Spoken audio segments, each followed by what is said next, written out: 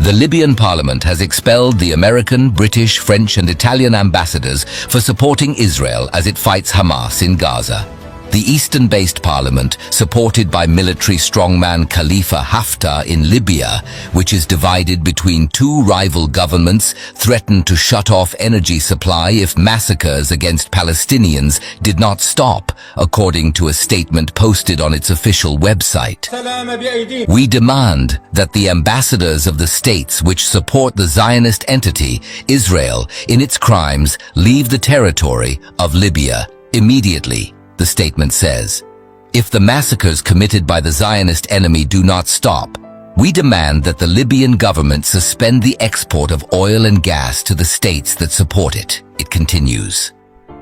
The parliament denounced, in the strongest terms, the actions of the governments of the United States, the United Kingdom, France, and Italy. Israel has been bombarding the Gaza Strip since October 7th, when Hamas militants launched an attack that Israeli officials say has killed 1,400 people, mostly civilians. According to the Palestinian Health Ministry in Gaza, more than 6,500 Palestinians, mostly civilians, have reportedly died as a result of Israeli strikes. On the other hand, Turkey has suspended ongoing work on drilling and construction of a gas pipeline in the Mediterranean together with Israel. Also, all energy agreements between Turkey and Israel have been suspended. This is after Turkey president said that Hamas is no terrorist organization. From here, I appeal to Israel and the whole world. Israel, you can consider Hamas a terrorist organization. The West owes you a lot, but Turkey doesn't owe you anything. Hamas is not a terrorist organization. It is a group of mujahideen who are fighting to protect their lands. Turkish President Erdogan said, Please allow me say this. Speaking of the United Nations, let me say that as far as Israel is concerned, the UN has lost its legitimacy to mediate in this conflict or even get involved in any way, shape or form, which is beyond dangerous. But there's even more to this. The UN Secretary General, Guterres, made a statement that made Israel to cancel and refuse visas for UN officials wishing to enter its territory few days ago. It is important to recognize that the attacks by Hamas did not happen in a vacuum, Guterres said. The Palestinian people have been subjected to 50 years of suffering. The remarks triggered fury among the Israeli delegation, with Israel's UN ambassador, Gilad Erdan, calling for the UN chief's resignation. But UN also called for ceasefire, and here's how Israel responded. I heard calls for proportionality. I heard calls for a ceasefire. Tell me, what should be the proportional response to the murder of babies, to the rape and burning of women, to the beheading of children?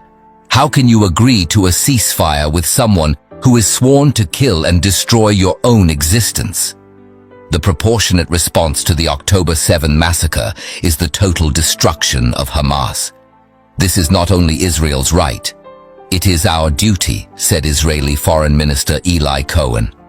On the other hand, the US has carried out multiple airstrikes against Iranian proxies in Syria.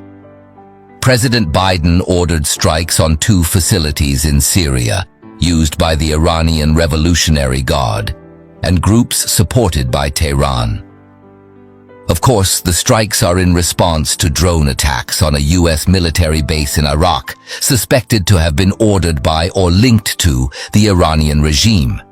Iran has warned the US that it'll not be spared as it continues to stand by Israel's destruction of Gaza.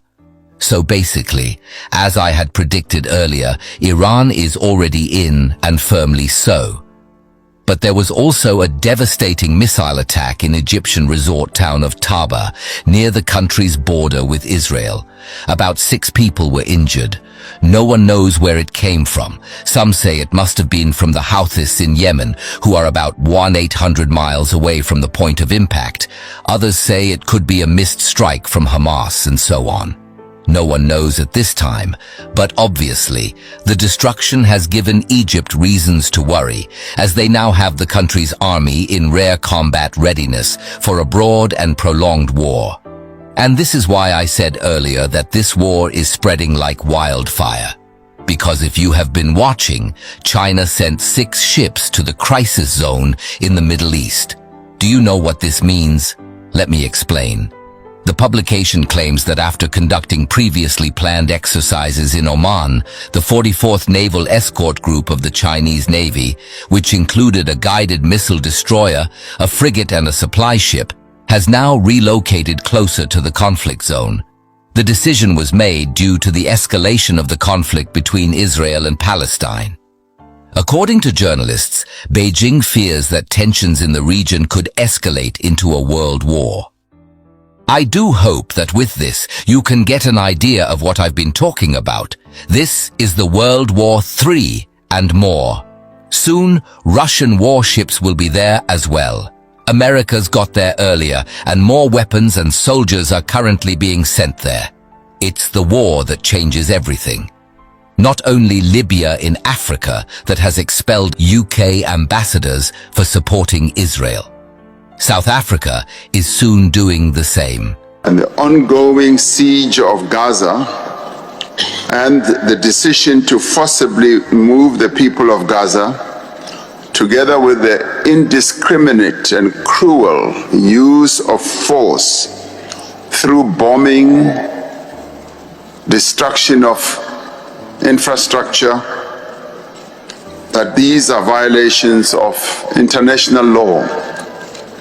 More than that, these attacks are an affront to our common humanity. We call for an immediate cessation of hostilities.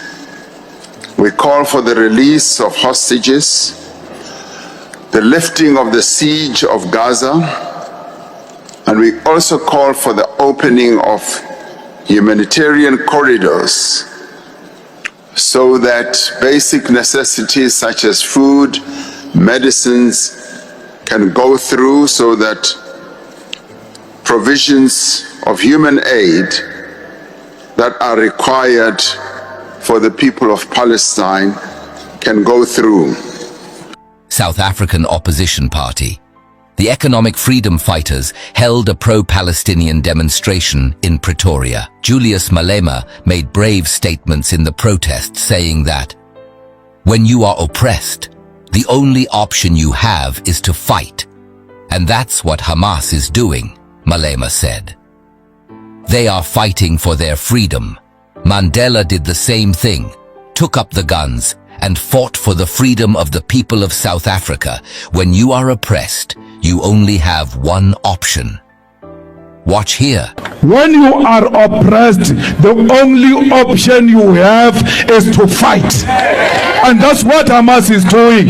They are fighting for their freedom. Mandela did the same thing, took up the guns and fought for the freedom of the people of South Africa.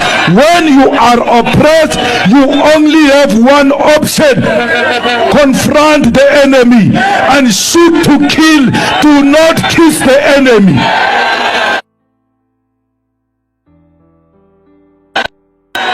Why do you want to kiss the enemy? People came, took the land of the Palestinians. Every year they extend their occupation. When you look at the map of Palestine, there is nothing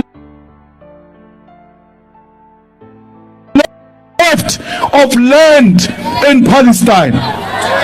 The people of Palestine have got nothing to lose but their chains. They must stand up and fight for their freedom, and condemning Hamas is an act of cowardice.